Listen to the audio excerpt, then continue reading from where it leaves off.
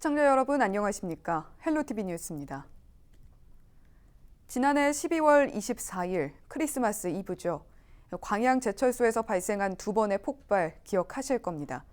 당시 폭발 사고로 5명이 중경상을 입고 파편이 이순신 대교로까지 날아가면서 아찔했던 분들도 있으실 텐데요.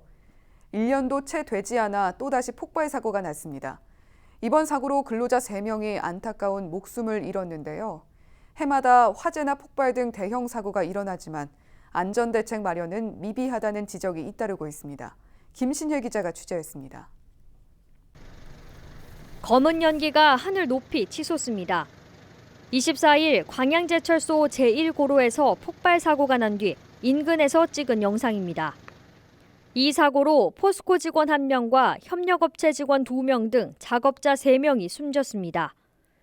명확한 사고 원인은 밝혀지지 않았지만 소방당국은 작업자들이 산소 배관을 점검하던 중 산소가 새어나오면서 폭발이 일어난 것으로 추정하고 있습니다. 광양제철소의 이 같은 중대재해는 한두 번 일이 아닙니다. 불과 1년도 채 되지 않은 지난해 12월 24일 2번의 폭발과 화재로 근로자 5명이 다쳤습니다. 당시 쇠조각이 이순신 대교로까지 날아가 자칫 또 다른 피해로 이어질 수도 있었습니다.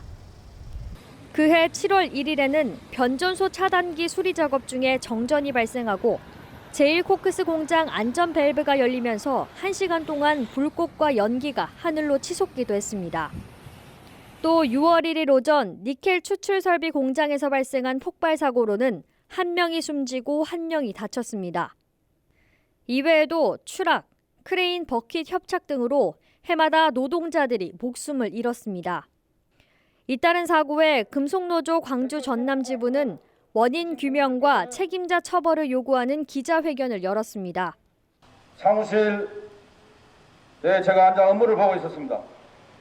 갑자기 평소에 들리지 않던 굉음이 들렸습니다. 애아가 새는 소리 같은 아주 날카로운 소리였습니다. 밖으로 나가보니 일고로 쪽에서 시꺼먼 연기와 함께 화재가 발생했고, 오늘 기자회견은 당신이 포스코 자본을 규탄하고 최종우 회장을 구속이라는 의미만 담고 있는 게 아닙니다. 모든 노동자에게 죽지 않고 일할 권리를 가져갈 수 있도록 하는 상황을 만들어내는 첫걸음을 내딛는 상황으로 만들어낼 것입니다.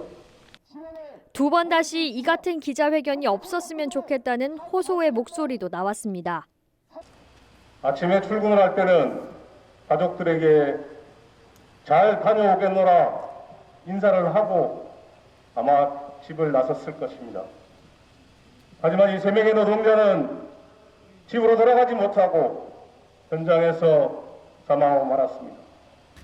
이 사망사고와 관련해서 왜 사망사고가 발생을 했는지, 그 책임자는 누구인지, 그리고 어떻게 앞으로는 사망사고가 일어나지 않을 것인지 그 대책을 수립해야 될 것입니다. 2번 다시 광양제철소 본부 앞에서 이런 안타까운 기자회견이 없었으면 좋겠습니다. 비슷한 시각 광양제철소 측은 공식 사과문을 발표하고 책임감을 갖고 후속 조치에 나서겠다고 밝혔습니다. 그러면서도 이날 기자회견에서 금속노조가 전달하려 했던 요구안은 끝내 본부 건물 안으로 들여지지 않았습니다. 직원도 못 들어가는 사례였습니다. 오늘 회사가 어디 있습니까? 요구안을 소장님께 전달만 하고 온답니다. 오겠습니다. 오세요. 요구안에는 노동조합이 참여하는 사고 원인 조사, 노사 합동 대응 체계 구축, 안전 대책 마련, 노후 설비 개선 대책 마련 등에 대한 내용이 담겼습니다. 헬로티비 뉴스 김신혜입니다. 내년이면 광주 민간공항이 무안국제공항으로 이전 통합하기로 한 시기인데요. 하지만 광주 군공항 이전 문제가 불거지면서 아직까지 민간공항 이전은 불투명한 상태입니다. 최근 이 같은 문제 해결을 위해 강기정 전 청와대 정무수석이 통합공항 건설을 제시했는데요. 하지만 해당 지역 주민들은 광주 군공항 이전을 위한 꼼수라며 반발하고 나섰습니다. 자세한 내용 송효창 기자가 취재했습니다. 표류 중인 광주 군 민간공항의 해법으로 광주 전남 통합공항 건설이 제기됐습니다. 강기정 전 청와대 정무수석은 최근 열린 온라인 토론회에서 광주와 전남의 상생 발전을 위해 통합공항을 제시했습니다. 강 전 정무수석은 무안공항의 국제선과 광주공항의 국내선, 그리고 광주 군공항을 한 곳으로 통합해 국제 관문으로 확보해야 한다며 광주 군 민간공항을 무안국제공항으로 이전 통합하고 무안을 공항도시로 조성해 서남권 공항 거점으로 만들어야 한다고 주장했습니다.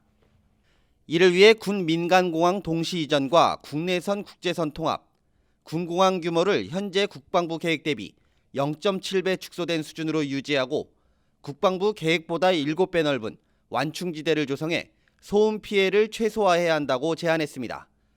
또 1,000만 평 공항도시 공동개발도 제시했습니다. 이 같은 주장에 무안 지역 주민들은 군공항 이전을 위한 꼼수라며 반발하고 나섰습니다.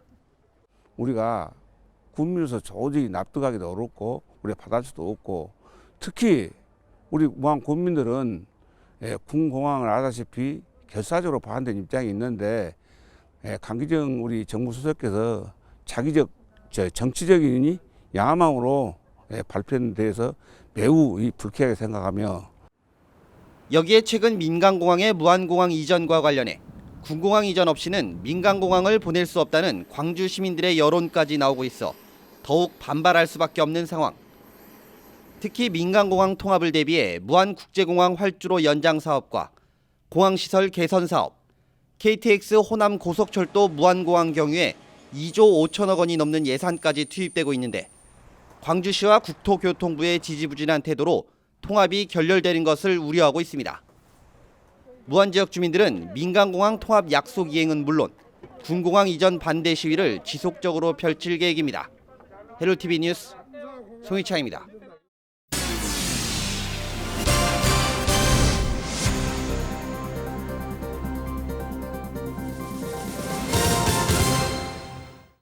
목포시 쓰레기 소각장 건립 계획의 행정 절차를 놓고 논란이 일고 있습니다. 시의회는 민간 제한 사업인 만큼 의결을 거쳐야 한다며 제동을 걸고 나섰고, 목포시는 공유재산 관리 측면이라 동의가 필요 없다며 강행하겠다는 입장입니다. 보도에 고정민 기자입니다. 목포시 대양동에 있는 위생매립장 일대입니다. 쓰레기 처리에 필요한 소각장을 짓는 계획이 추진되고 있는 곳입니다. 사업의 형태는 민간 사업자가 시설을 지어 목포시에게 소유권을 넘기는 대신 20년 동안 운영권을 얻어 수익을 내는 이른바 BTO 방식. 국비 356억 원이 지원되면 민간에서 483억 원을 들이는 조건으로 사업자 공모 절차가 진행되고 있습니다. 그런데 목포시의회 일부 의원들이 사업 방식을 놓고 제동을 걸고 나섰습니다. BTO 사업은 지방자치법과 대법원 판례에 근거해 사업 추진에 앞서 의회의 의결을 거쳐야만 한다는 겁니다. 쓰레기 소각장의 유해성 여부도 제대로 검증되지 않은 상황에서 시민 공청회 한번 거치지 않은 건 부적절하다고 지적합니다. 공유재산 물품관리법을 들이대면서 두 번의 목포시의회의 심사 의결을 받니 차라리 건물을 다 준공한 다음에 기부 체납할 때 그때 의결 받으란다, 이런 궤변을 내려놓고 있고요. 반면 관할시청의 입장은 조금 다릅니다. 소각장이 준공되면 목포시가 소유권을 넘겨받기 때문에 공유재산에 해당되면 예외 조항에 포함된다는 겁니다. 그러면서 관련 법을 적용하면 지방의회 사전 의결을 거치지 않아도 문제될 게 없다는 입장입니다. 근데 우리는 권한도 없는데 우리가 뭐를 주냐이 말이야. 법에 대한 권한이 없어요. 그래서 만약에 이 사람들이 이렇게 어떤 의견하고 의결권이 있으면 의결권이 없는데 의견하고 그것도 무효예요. 수익형 민간 투자로 추진되는 쓰레기 소각장 건립의 행정 절차를 둘러싸고 서로 다른 해석을 내놓고 있는 목포시와 의회. 시의회는 공공시설인 만큼 의결을 거쳐야 한다는 입장인 반면 목포시는 공공시설이 아니라 공유재산이라는 난해한 해석을 내놓고 있어 당분간 논란이 지속될 전망입니다. 헬로티비 뉴스 고정민입니다. 민간 투자로 추진되는 목포 쓰레기 소각장 건립 계획이 논란이 되고 있다는 내용 보도해 드렸는데요. 목포시의회 일부 의원들은 행정 절차를 제대로 이행하라면서 시민 의견 수렴을 촉구하고 나섰습니다. 고정민 기자입니다. 목포시의회 일부 의원들이 한자리에 모였습니다. 대양동 일대에서 추진되고 있는 쓰레기 소각장 건립에 앞서 투명한 행정 절차를 요구하고 나선 겁니다. 목포시가 채택한 쓰레기 소각장은 사업비 839억 원 가운데 약 절반이 민간 투자로 추진되는 BTO 방식. 시의원들은 사업자 공고 과정이 경쟁할 수 없도록 제안에 특혜성이 있는 데다 의회의 의결을 생략한 건 절차에 어긋난다고 지적합니다. 사업의 타당성을 검증하는 용역도 사실상 실시하지 않았기 때문에 시민 의견 수렴을 거쳐 원점에서 재검토해야 한다고 강조합니다. 타당성 용역을 실시하지 않았고 의회 사전 의결과 민자 유치심의위원회의 심의를 거치지 않은 채 추진되고 있으니 속히 중단하고 시민의 의견 수렴을 촉구합니다. 실제로 목포시가 용역을 거치지 않았는지 확인해봤습니다. 목포시가 쓰레기 소각장 설치를 결정하기에 앞서 2017년 4월에 용역을 의뢰한 건 광역 위생매립장의 폐기물 처리 방안, 플라즈마와 전처리 시설, 소각 시설 가운데 생활 폐기물 소각장 설치가 타당하다는 결과 보고서가 이듬해 9월에 나왔습니다. 소각 방법은 스토커와 유동상, 열 분해 가스화 등 3가지 가운데 스토커 방식이 타당하다는 의견이 제시됐습니다. 목포시는 경제성 측면에서 위생매립장 폐기물과 생활 쓰레기를 동시에 처리하는 게 맞다고 판단해 소각장 건립을 결정했다는 입장입니다. 근데 여기랑 가전 쓰레기를 어떻게 처리할래? 그 소각을 하려면 필요하면 그 타당성 조사해봐라고 우리가 2010년에 같이 해가지고 그 결과물이 2010년에 나왔잖아요. 네. 너무 부담스러워. 다만 소각장 설치를 결정하기에 앞서 시민 의견 수렴 과정과 의회의 의결 절차를 무시한 목포시.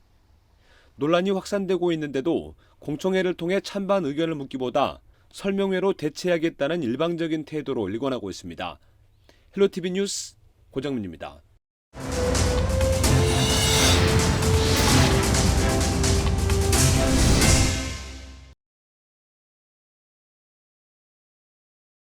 전국적으로 코로나19가 무섭게 확산되고 있는 가운데 전남 지역도 동부권을 중심으로 확진자 수가 크게 늘고 있습니다. 전라남도는 24일 0시를 기점으로 사회적 거리두기 1.5단계로 격상하고 감염을 막기 위해 동분서주하고 있는데요. 하지만 일부 정치인들에게는 남의 일인 것 같습니다. 더불어민주당 전남도당이 일부 반대에도 무릅쓰고 여성위원회 출범식을 강행해 논란이 되고 있습니다. 자세한 내용 송효찬 기자가 취재했습니다. 더불어민주당 전남도당은 지난 24일 장흥 우드랜드에서 여성위원회 출범식을 열었습니다. 이 자리에는 김승남 전남도당 위원장을 포함해 여성위원들과 기초의회 의장 등 50여 명이 참석했습니다. 출범식은 지역별 여성위원장 임명장 수여와 상견례 등으로 진행됐습니다. 도당 위원장이 바뀌었고 우리 여성위원회에 이제 위원장을 또 새로 임명을 하고 그래서 이제 계속 코로나가 있어서 연기 해오다가 여성위원회에서 한 거고 거기에 이제 도당 위원장을 꼭 참석을 해달라 해서 한 거고요. 문제는 출범식이 열린 날이 사회적 거리두기 1.5단계로 격상된 첫날이었습니다. 더욱이 전국적으로 300명 이상의 신규 확진자가 발생하고 있는 가운데 확산을 줄이기 위해 사회적 거리두기까지 격상했는데도 이를 무시하고 강행해 논란이 되는 것입니다. 심지어 장흥 우드랜드 측에서도 개인별 입장은 허용되지만 모임 등은 할 수 없다고 고지까지 한 상황에서 버젓이 현수막까지 펼치고 출범식을 진행했습니다. 민주당 내부에서는 사회적 거리두기 격상에 따라 일정을 연기하자는 의견도 나왔습니다. 하지만 이 같은 의견은 받아들여지지 않았습니다. 오래전 확정된 일정이었고 외부 행사로 약식 진행했다는 것. 어쩔 수 없이 한 측면도 있는 안 했으면 좋겠지만 또 다음 행사로 또 안 할 수도 없고 그래가지고 야외에서 한 거니까. 일부에서는 이번 전남도당의 정당 행사 진행 강행에 대해 부적절했다는 비판도 나오고 있습니다. 기준에 맞게끔 활동하는 것보다 그것보다 좀 더 엄격하게 코로나 상황을 위기를 극복하자라는 마음들이 모아지고 있다고 보여지거든요. 그런데 이런 상황에서 많은 국민들은 그렇게 노력하고 있는데 일부에서 그것과 관계없이 어떤 모임들을 좀 강행하고 이런 지점들은 좀 더 이 상황을 좀 더 엄격하게 봤으면 좋겠습니다. 이번 행사는 실외 100인 이상 집합 모임 행사 제한에 포함되지는 않았습니다. 하지만 코로나19 재유행을 막기 위한 노력에 반하는 행동이 정당화될 수는 없어 보입니다. 헬로티비 뉴스 송유창입니다. 장흥군에는 70년대부터 40여 년 동안 수감시설로 활용했던 옛 장흥교도소가 있는데요. 현재는 영화나 드라마 촬영지로 많이 활용되고 있습니다. 방치되지 않고 촬영장으로 활용되는 건 긍정적이지만 그뿐이라는 지적도 잇따르고 있습니다. 그래서 장흥군은 옛 교도소를 누구나 활용할 수 있는 새로운 공간으로 만들기로 했는데요. 자세한 내용 김신혜 기자가 취재했습니다. 2년 전 두 자릿수 시청률을 기록하며 인기리에 종영한 TVN 드라마 슬기로운 감방생활. 교도소를 배경으로 한 이 드라마는 대부분 장흥 옛 교도소에서 촬영이 진행됐습니다. 기존 교도소 시설이 용산면으로 이전된 뒤 빈 공간으로 남으면서 촬영장으로 활용된 겁니다. 지난해 2월 장흥군이 교도소 부지를 매입한 뒤에도 14편의 드라마와 영화가 이곳에서 촬영됐습니다. 1970년대부터 약 40년 동안 수감시설로 활용된 장흥교도소. 현재 드라마 촬영 장소로는 인기가 높지만 그 외 다른 용도로는 활용할 수 없어 지역에서는 흉물로 인식되고 있습니다. 이에 장흥군은 오래된 폐 건물을 복합예술문화공간으로 새롭게 조성하기로 했습니다. 지난해 9월에는 문체부의 폐산업시설 문화재생사업 대상지로도 선정돼 사업의 동력을 얻었습니다. 각종 행정 절차를 마무리하고 현재는 정밀 안전진단 결과에 따른 구조물, 보수보강공사 실시설계 용역을 준비 중에 있습니다. 금년부터 2024년까지 5개년 사업으로 내년 21년부터는 본격적인 리모델링 건축공사와 주변 정비공사, 전시물 제작 설치 공사를 착수토록 하겠습니다. 옛 장흥교도소가 복합예술문화공간으로 조성되면 체험과 전시, 문화공간으로 꾸며질 예정입니다. 원형 그대로 보존한 교정시설물을 활용해 일반인들이 교도소 생활을 실감나게 느낄 수 있도록 체험 공간으로 활용됩니다. 또 그동안 작품 전시를 할 만한 공간이 마땅치 않았던 장흥 지역 문화예술인들을 위한 전시 공간, 교류 공간이 생깁니다. 장흥군은 기존의 촬영 장소 대여도 병행할 계획입니다. 내년에 개봉 예정인 여러 작품들도 현재 옛 장흥교도소에서 촬영 중이라고 밝혔습니다. 교도소만이 가지고 있는 특색을 보존하면서 지역 주민들이 소통할 수 있는 공간을 조성하여 지역 문화 기반 시설의 역할을 수행하는 데 관광 자원으로 활용할 계획입니다. 이르면 4년 뒤 새로운 공간으로 탈바꿈할 옛 장흥교도소. 지역 주민과 관광객의 마음을 사로잡는 어떤 특색 있는 공간으로 조성될지 기대를 모으고 있습니다. 헬로티비 뉴스 김신혜입니다. 2021학년도 대학 수학능력시험이 코앞으로 다가온 가운데 장서궁 전남도 교육감이 안전한 수능 환경 조성에 동참해줄 것을 호소했습니다. 현재 전남 지역은 재학생과 재수생을 포함해 14,208명이 7개 지구 56개 시험장에서 수능 시험을 치릅니다. 이에 따라 전남교육청은 모든 수험생이 안전하게 시험을 치를 수 있도록 다각적인 방역 대책을 세워 추진하고 있습니다. 특히 이날 장 교육감은 남은 기간 수험생들이 안전하게 시험을 치를 수 있도록 생활 방역은 물론 대중시설 이용 등을 멈춰달라고 호소했습니다. 우리가 어떻게 하느냐에 따라 우리 아이들의 미래가 달려있다는 절박한 심정으로 코로나19 방역에 힘과 지혜를 모아주시기 바랍니다. 전남교육청도 도민 여러분과 함께 수험생들이 보다 안전하고 쾌적한 환경에서 최상의 성과를 낼 수 있도록 혼신의 노력을 다하겠습니다. 저희는 언제나 지역 주민 여러분 곁에 있겠습니다. 시청해주신 여러분 고맙습니다.